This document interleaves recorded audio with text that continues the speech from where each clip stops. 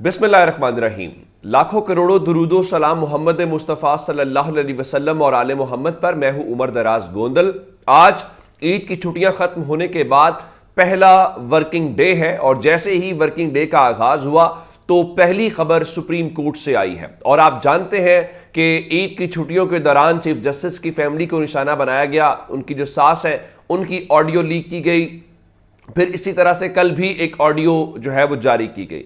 तो सब नजरें चीफ जस्टिस के ऊपर हैं कि चीफ जस्टिस अब क्या एक्शन लेते हैं या चीफ जस्टिस के पास पत्ते क्या। और वैसे भी आज इस्लामाबाद के अंदर गैर मामूली हलचल है, गैर मामूली चीजें हो रही हैं। उसकी क्या वजूहात हैं? हुकूमती इत्तेहाद कल छुट्टी वाले दिन भी मुतहर्रिक रहा और आज भी मुतहर्रिक है। और उसके बाद एक खबर जो आई है वो इस सूरत हाल ये है कि सुप्रीम कोर्ट तो जो खबरें देगी वो सो देगी, लेकिन रात को अचानक से एंकर इमरान रियाज ने यह बताया कि पंजाब और खैबर पख्तूनख्वा की असेंबलियों की बहाली की तजवीज़ सामने आ रही है।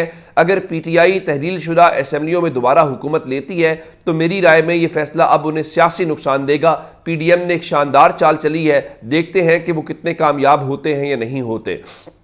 जिस पे फवाद चौधरी ने कहा कि आइन के तहत यह मुमकिन नहीं है असेंबलियां बहाल हो। इस तरह की तजावीज़ सिर्फ इलेक्शन न कराने के बहाने हैं। मुल्क का बहरान सिर्फ इंतखाबात से हल हो सकता है। अब मैंने आपको खबर दी थी 3 बड़ों की मुलाकात की, अब आपको अंदाजा हो गया होगा ये तजवीज़ कहां पे दी गई है, ये तजवीज़ किसने दी है। लेकिन चीफ जस्टिस वाला मामला क्या, आप जानते हैं जो चीफ जस्टिस होते हैं वो सुप्रीम कोर्ट के अंदर बेंच नंबर 1 को हेड करते हैं और बेंच नंबर 1 के साथ आज के सामने जस्टिस बंदयाल जिसका हिस्सा थे उसके सामने आज 12 मुकदमात समाअत के लिए मुकर्रर थे और उनके साथ जस्टिस मंदोखेल बैठे हुए थे और जस्टिस अतर मिनल्ला बैठे हुए थे। यानी ये 3 जजेस के ऊपर मुश्तमिल आज बेंच नंबर 1 था। जाहिर है कि जस्टिस जमाल खान मंदोखेल हूँ या जस्टिस अतर मिनल्ला हूँ उनके साथ ज़्यादा बनती भी नहीं है और ये वो तबका है या ये वो जजेस हैं जो समझे जाते हैं कि चीफ जस्टिस के मुखालिफ जजेस के अंदर है। आज अचानक से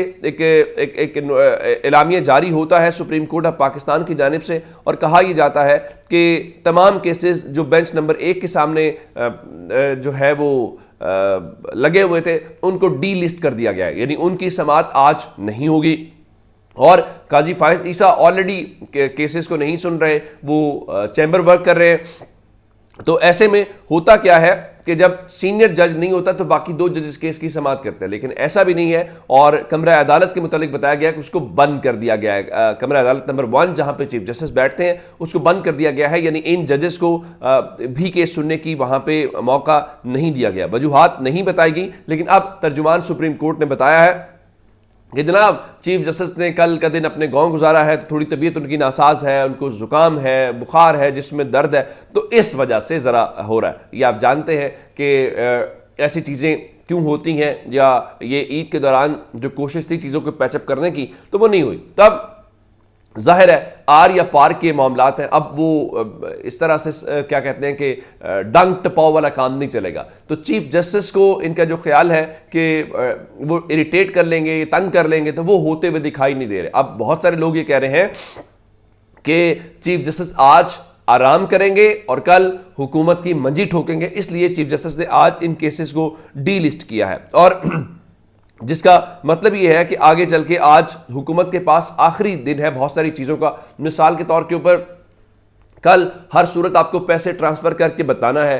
दूसरा, आपको आज मुलाकात करनी है पीटीआई के साथ। आपने कह रखा है कि हम 27 तारीख को आगाह करेंगे। मैं आपको बताना चाहता हूं कि पाकिस्तान तहरीक इंसाफ और जो जमात इस्लामी की कमेटियां हैं उनका इजलास हुआ है और सियासी बहरान के खात्मे के ऊपर तजावीज़ के ऊपर गौर किया गया। इसमें हिजाज चौधरी और महमूद रशीद पाकिस्तान तहरीक इंसाफ की तरफ से थे, अमीरुल अजीम और जो फरीद पराचा हैं वो वहाँ उनकी तरफ से थे। तो इन्होंने तो आपस में मुलाकात कर ली है। लेकिन दूसरी जानिब आप जानते हैं कि परवेज़ खटक साहब जो हैं उनकी अहलिया का इंतकाल हुआ और उनकी अहलिया के इंतकाल के मौके के ऊपर अयाज सादिक और ख्वाजा साद रफ़ीक जो है ये तमाम लोग वहाँ पे आए हुए थे, ज़ाहिर है ताज़ियत के लिए। वहाँ पे इनकी एक गैर रस्मी सी मुलाकात जो है वो पाकिस्तान तहरीक इंसाफ के रहनुमाओं के साथ हुई है और और वहाँ पे यही तय पाया जी असेंबलियों की बहाली से मुज़ाकरात का रास्ता हमवार होगा, ये बात कर रहे हैं। लेकिन उसमें एक रुकावट जो है वो फजलुर रहमान है, और फजलुर रहमान किसी सूरत कह रहे हैं जी मैं बात नहीं करूँगा। मैं बार बार कह रहा हूँ कि उनकी मौजें लगी हुई हैं तो वो क्यों बात करना चाहेंगे। अब इनकी यहाँ पे मुलाकात चौधरी परवेज़ इलाही के साथ भी हुई, परवेज़ खटक के घर, वहाँ पर भी मुख्तलिफ सरगोशियाँ और चहमगोइयाँ होती रही हैं। लेकिन मैं जो आपको खबर एक और देना चाहता हूँ वो आज इस्लामाबाद के अंदर है। अब से थोड़ी देर के बाद इस्लामाबाद के जो वज़ीर आज़म हाउस है वहाँ पे एक जो हुकूमती इत्तेहादी है उनके पार्लिमानी रहनुमाओं का इजलास जो है वो तलब कर रखा है इन्होंने। सबसे पहला आज जो इस्लामाबाद के अंदर गैर मामूली चीज़ें हैं, और वज़ीर आज़म हाउस से मैं एक्शन की खबर आपको बताता हूँ वो क्या है। लेकिन थोड़ी देर के बाद वहाँ पे पार्लिमानी जो रहनुमा है उनका इजलास है। 2 बजे वफाकी काबीना का शहबाज शरीफ ने इजलास तलब कर रखा है।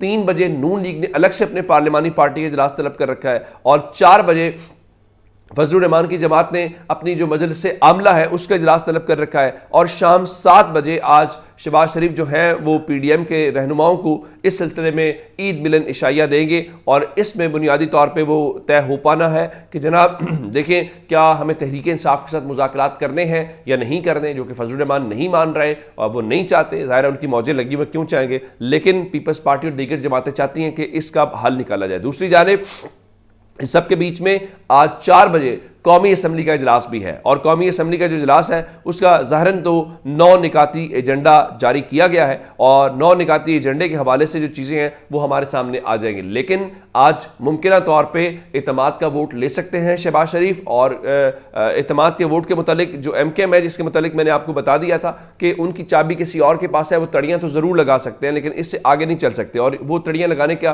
कुछ ज़्यादा देर निकाल भी नहीं सके। और जो है मुस्तफ़ा कमाल, उन्होंने कहा जी हर हाल में वज़ीर आज़म को इत्तेमाद का वोट देंगे, उनके साथ खड़े हैं। बिल्कुल आप उनके साथ खड़े रहें, और ज़रा कौम के सामने आप आएँ तो कौम आपको बताएगी ये जो आप सारी चीज़ें कर रहे हैं इसका हल क्या निकलना है, और कौम के साथ आप क्या कुछ कर रहे हैं। और ये तो हो गया अपनी जगह पे। दूसरी जानिब ज़रा मैं आपको जो एक और इस मामले में बताना चाहता हूँ, पाकिस्तान पीपल्स पार्टी मेरा ख्याल है कि वो चाहती ये है कि जब बाज़ाब्ता ऐलान हो जाए कि जनाब अब मुस्लिम लीग नून ख़त्म हो गई है, या मुस्लिम लीग नून का कोई टिकट लेने को, जिस तरह परवेज़ इलाही कह रहे थे मुस्लिम लीग नून का तो कोई मुफ्त में टिकट देने को भी तैयार नहीं है। अब ज़रा अंदाज़ा कीजिए कि वो क्या कह रहे हैं। कमर ज़बान कायरा कह रहे हैं जो इलेक्शन इमरान खान कराना चाहते हैं वो मुल्क के लिए जहर है। भाई इमरान खान को छोड़ दें, आप इलेक्शन करवाएं, और इलेक्शन करवा के आप कोई कम से कम कौम को वे फॉरवर्ड तो दें जिससे चीज़ों को पता चले कि आपके पास कोई प्लान है,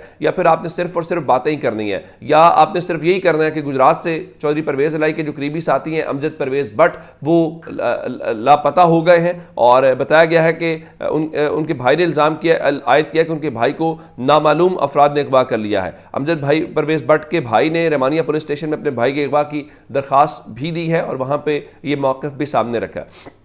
अब मैं आपको बताना ये चाहता हूँ कि आज वज़ीर आज़म हाउस से ये जो जज साहिबान हैं उनके खिलाफ और दीगर कुछ लोगों के खिलाफ एक्शन की कार्रवाई का काम करने जा रहे हैं, जिसको ये एग्जीक्यूटिव ऑर्डर है वो मुमकिन है नहीं है। मैं आपको ये बताऊं, जजेस को हटाया नहीं जा सकता सुप्रीम जुडिशल काउंसिल के अलावा, लेकिन इन्होंने अपनी तरफ से ये कहानियां डालने की कोशिश करनी है। और ये क्यों चाहते हैं? ये इसलिए चाहते हैं जब आपने फड्डा करना होता है, जब आपको फेस सेविंग चाहिए होती है तो आप इस किस्म की हरकतें करते हैं, और मुस्लिम लीग नून उस किस्म की हरकतें ही कर रही है, लेकिन मुस्लिम लीग नून को इससे वो एग्जिट नहीं मिलेगा। और फवाद चौधरी के बकौल अवाम को सड़कों पर आए बगैर आज़ादी नहीं मिलनी, लिहाजा अब आखिरी कॉल होनी चाहिए। ये जो वो कह रहे हैं ना आखिरी कॉल, ये इमरान खान आराम से आखिरी कॉल नहीं देंगे। इमरान खान बड़े ठहराव के साथ, बड़े आराम के साथ इनका सब्र आजमाएंगे। इनका सब्र आजमाने के बाद फिर वो अपने पत्ते फेंकेंगे। तो ये सूरत हाल है। अपना बहुत सा ख्याल रखिएगा। खुदा हाफिज़।